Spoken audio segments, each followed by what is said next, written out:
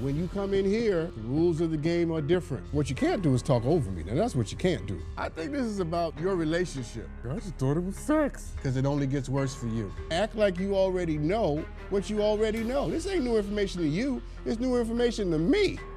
This is why I got up this morning. And now, a word from our sponsors. You know, life is full of ups and downs and changes and twists and turns, and life will move on you without your permission. And finding solutions and problem solving is sometimes something we can't do by ourselves. We need support.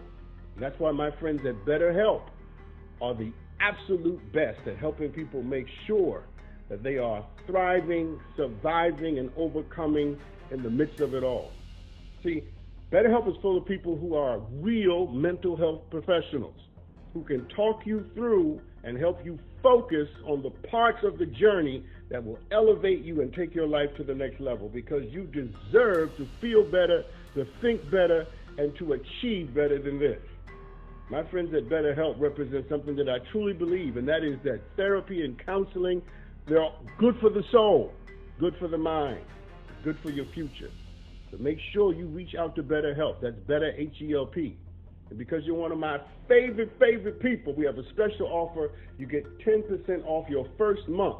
All you got to do is go to betterhelp.com/judgedad. That's betterhelp.com/judgedad to get 10% off your first month. I want you to win. I want you to be amazing. Today on Judge Dad. I can't even have a conversation with someone because she thinks I'm trying to get their number. I'm trying to hook up with them in the bathroom. I'm trying to do all this other craziness. Just from the entire time in our relationship, Nick has been an F-boy, okay? He did not appreciate the queen that I am. He did not know how to treat me. This is a classic example that you can tell the end from the beginning. Court is in session. Dr. Sean McMillan presiding. Good day, everyone. So Mr. Nick Tyler is suing Michelle Matthews for the amount of $5,000 for potential lost wages. Mr. Nick, tell me how we got here. What's going on? So, Your Honor, Miss Matthews started off as a twinkle in my eye. And then as I got to know her, her true self, that twinkle became a star. And let me tell you, first of all, when we first met, we met 2 years ago. It started off really good. You know, we met at a club, and I was actually with someone at the time, but she wooed me in. She sucked me in, and you know, we started a correspondence. That's a lie. We started a correspondence. And it was good, so good that we moved in together, and that's when it all started. That's when stuff started to go downhill, because you know I would come in sometimes a little bit late.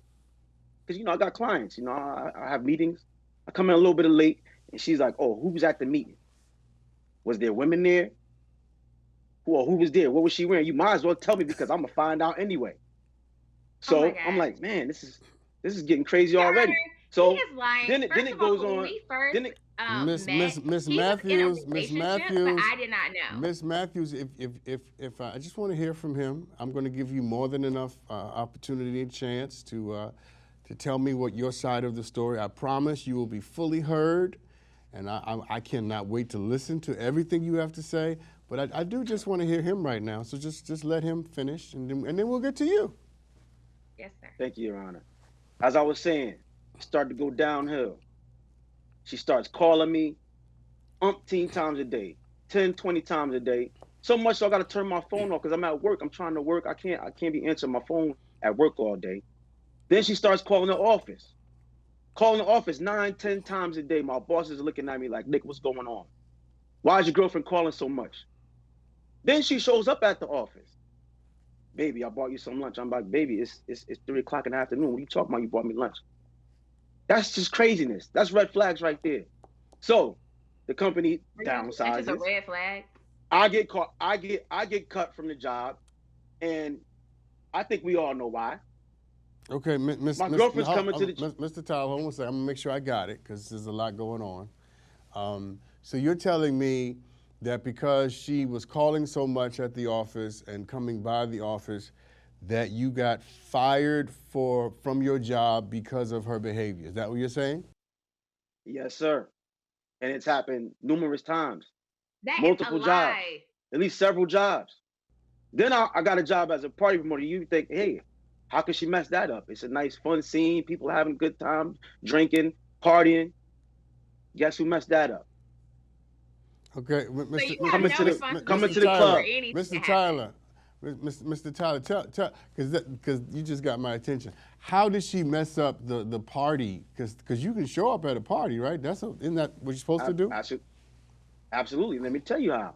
So she comes to the club every night that I'm there. I'm only there three nights a week. She comes every night.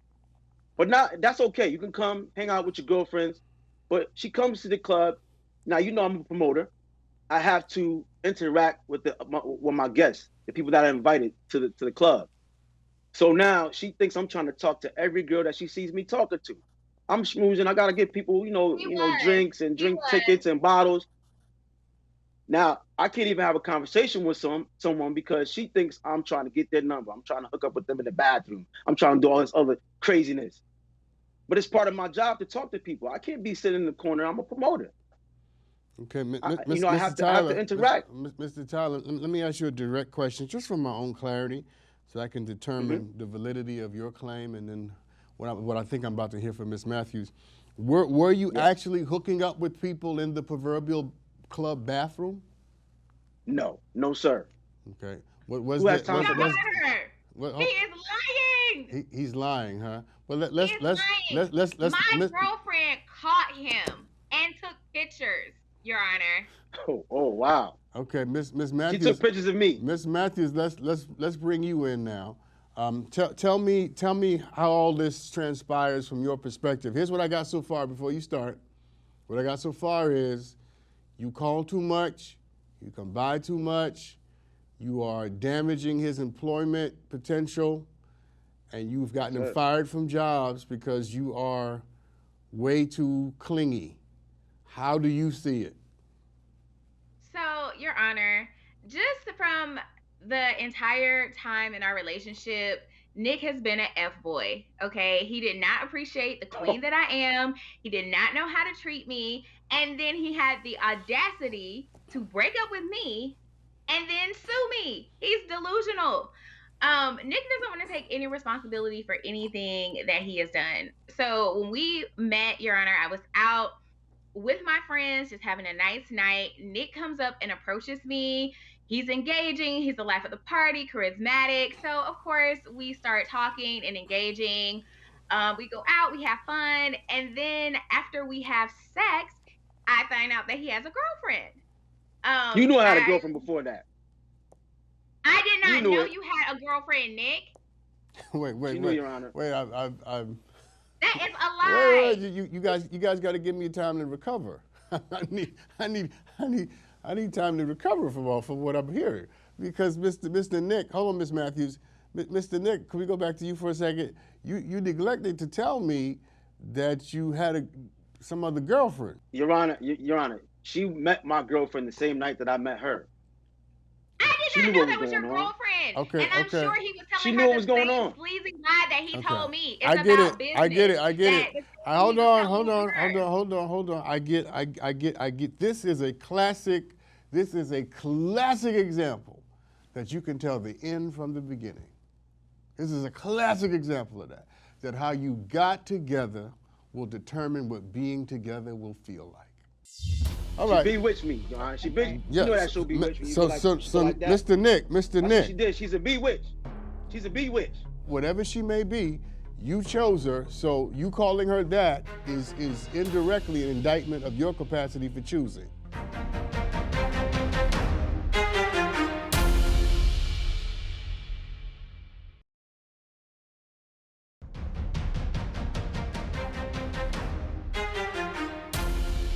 You call a lot to his job. That's what he's claiming. I haven't heard you deny it.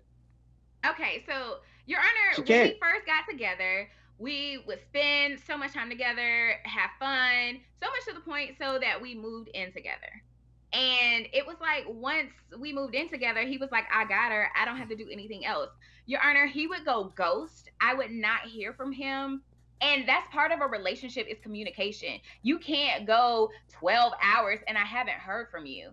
Why And not? I mean, Miss anything could have Matthews, happened. I couldn't need Miss you being in an emergency. Miss Matthews, why can't you go 12 hours and not hear from some people? Do it all the time. The married couples. In a relationship? Hold on, let me finish my. You can't go 12 seconds without talking. I'm saying people do it all the time. There are moments in relationships where when you have certain kinds of jobs where you can't communicate within certain hours. So it's not uncommon. I'm asking you, and then Mr. Nick, I want to ask you about this job interview because that's what you're ultimately claiming. But Miss Matthews, why can't you go a certain number of hours without hearing from the person you're dating? I don't understand that. Your Honor, it's just basic communication. Anything could happen. I would call, even if he was busy, it's nothing to send a text really quick. I would have no communication at all. Especially even when he was working at like the car dealership. What are you doing that's so crazy that you can't pick up the phone? I'm You get a selling lunch cars. break? What do you mean? Okay. No. I get my commissions from selling cars. No. Both of you are suffering from how this began. That's what I said before. You're suffering from how it began. It began with one of you in another situation. It began with one of you supposedly committed to somebody else. So you know what he's capable of. You know what he's capable of because he did it to somebody else to be with you. All right. She bewitched me, Your Honor. She bewitched. Yes. You know that show Bewitched me. So, like that. Mr. Nick. That's what she did. She's a bewitch. She's a bewitch. Mr. That's Nick. a lie. Mr. Nick, let's not call names. You know, come on, let's not do that because I'm sorry. Because whatever it is, whatever she may be, you chose her. So whatever she may be, you chose her. So you calling her that is indirectly an indictment of your capacity for choosing. All right. So I want to get to this $5,000 because that's why we're here. I've gotten a lot more than I needed. But so this $5,000, how do you justify this amount? Why does she owe you $5,000? You say in lost potential wages. Explain that to me.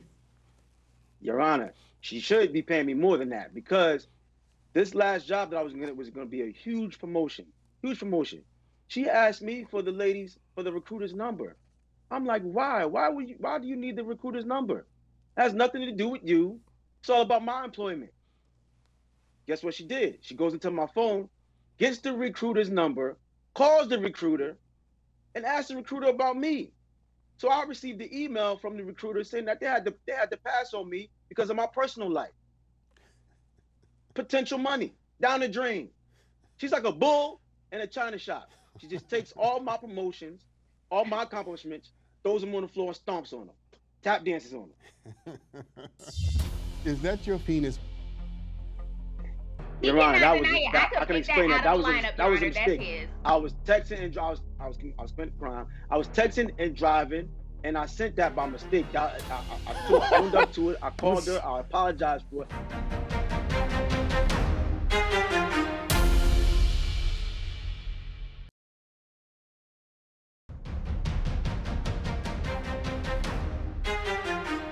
Why did you call the recruiter and ask about him? Like what? Why? So, Your Honor, he has a reputation, as you have heard, of talking to other women. So Miss Matthews, I'm jumping in. He has a reputation. He had the reputation when you got with him and chose him. That's how he got with you. Here's my question. Let this question do its work on you. Why would you choose somebody who you knew was capable of cheating on somebody else to be with you? Well, like you just said, Your Honor, he's very charismatic. He will pull you in. And I just thought that what we had was different and he would change him. Look, Nick, honestly, look, I know Miss you Matthews, hear women say Miss that Matthews, all the time. I thought I could change him. Miss Matthews, Nick is cute, but he ain't that damn cute. He's not so cute. He's not so cute that you know that the cuteness overrides the reality of what he's doing. Now, and let me say this to you. I'm not coming after you, but I'm gonna be your dad. You're in my courts. I get to be your dad while you're here.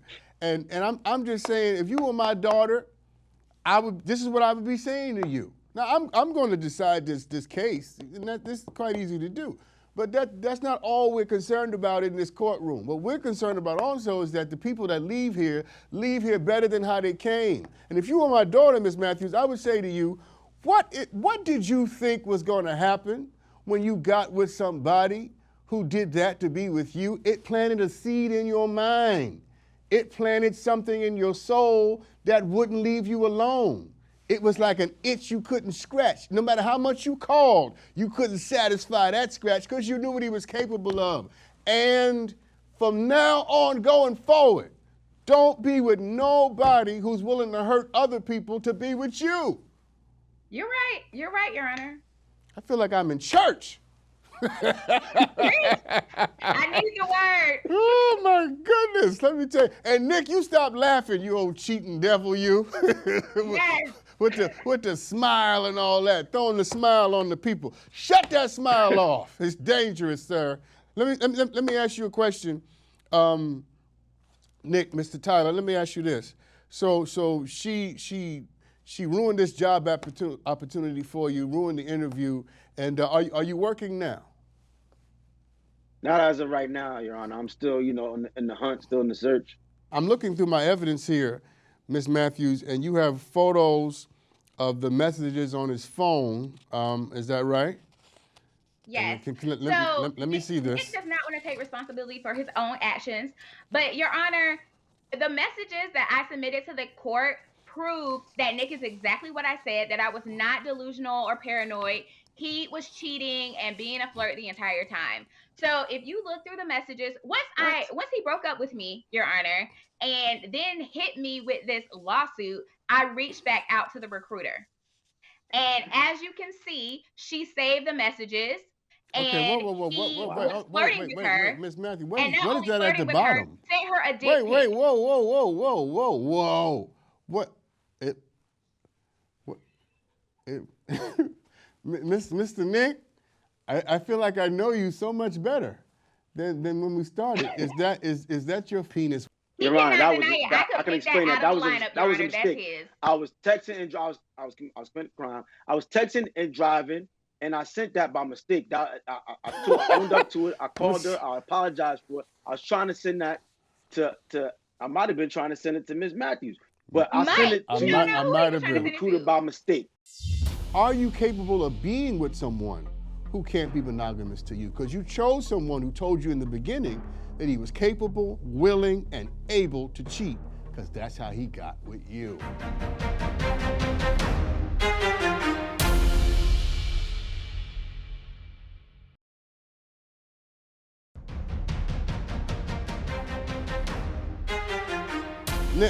Nick, you're a good guy, and I like you, but your recruiter should not know what your private parts look like, which means you should not send photos of your privates to your recruiter.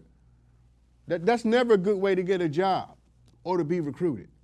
Here's what we're gonna do, all right? Because I'm gonna make a decision. But before I do that, let me just say some things to you. Mr. Nick, I'm gonna say some things to you too, because I think you're a charming guy. I see how you can beguile people into your clutches. Into your cynical clutches, and you are a young, good-looking, charming man. My hope for you, if I was your dad, my hope for you is that you would take all that charm and all that giftedness and use it for something greater than just conquering the needs of your libido. Your desires may be immediate and they may be there and they may make you human, but they will never make you great. Miss Matthews, my dear, dear blessed sister, my dear daughter, self-confidence is sexy.